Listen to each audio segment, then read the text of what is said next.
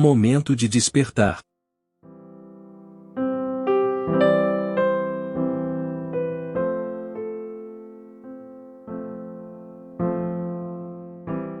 Na Epístola de Paulo aos Efésios, capítulo 5, versículo 14, lemos: Desperta, ó tu que dormes, levanta-te dentre os mortos e o Cristo te esclarecerá.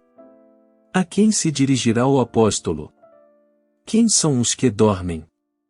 Observando a grande massa, que se afirma religiosa a caminhar, como se sonâmbula fosse simplesmente conduzida, podemos entender que as palavras de Paulo de Tarso se referem ao homem que vive na terra. A esse homem que ouve e fala em Deus, em fé e espiritualidade, mas respira a estranha atmosfera de um pesadelo. O homem, que apesar de ouvir os ensinos do Cristo, acusa dificuldades no seu entendimento e na sua aplicação.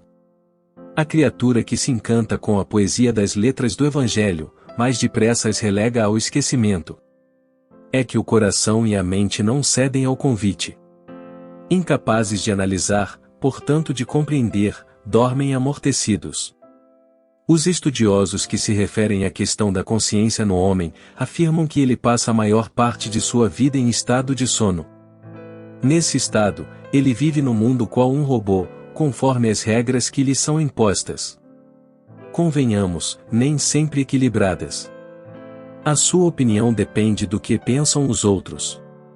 Ele assume esta ou aquela postura face à tradição. Cultiva hábitos sem mesmo saber por quê. Em todos os tempos, o homem tem sido informado da necessidade de acordar, e dos perigos que o sono representa. Nos evangelhos de Lucas e de Mateus, encontramos as advertências de Jesus. Por que estáis dormindo? Levantai-vos e orai, para que não entreis em tentação. E então, nem uma hora pudestes velar comigo? A ideia de despertamento não é, portanto, novidade. Conta-se, que certo dia, perguntaram a Buda: O Senhor é Deus? E ele respondeu: Não. Então é um anjo, afirmaram. Ele voltou a esclarecer: Também não. E por que é tão nobre, tão puro e fulgurante?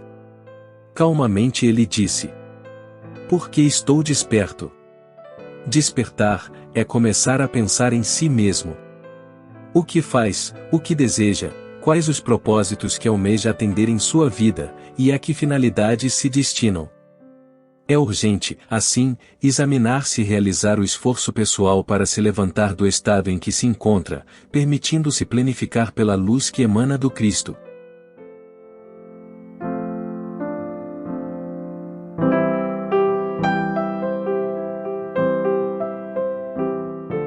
Dentre os seres que podemos citar que despertaram em plenitude, se encontram Sócrates, o filósofo grego, Francisco e Clara de Assis, o apóstolo Paulo de Tarso, Allan Kardec.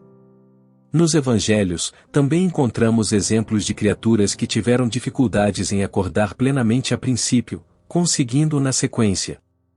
Nicodemos, os apóstolos Tomé e Tiago. A doutrina espírita propõe o despertar em totalidade, ao nos convidar à transformação moral, que é um processo libertador.